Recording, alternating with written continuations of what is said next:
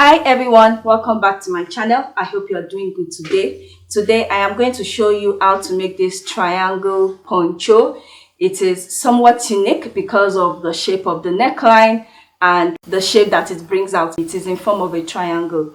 So you can use any fabric of your choice. This is a fleece fabric and this is what I am going to use. If this is your first time on this channel, welcome. Please subscribe, like and share. And if you're a returning subscriber, thank you for coming back. Please like and share as well, and also drop your comment. Let's get to it.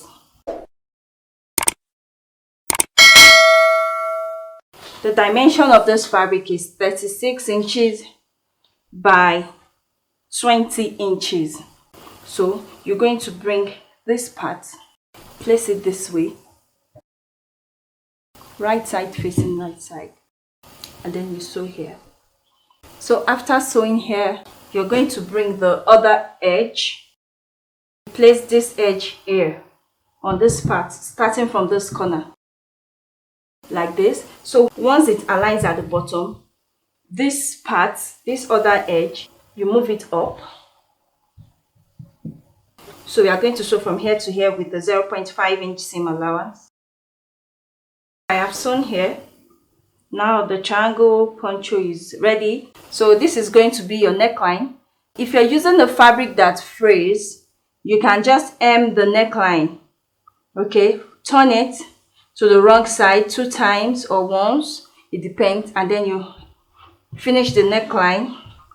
For the bottom as well, you can do the same thing, but because I'm using the fleece fabric, it does not fray.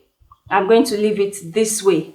What I'm going to do is just to ensure that it's kind of straight and neat at the neckline and at the bottom. All right, so this is your poncho and it's ready to be worn.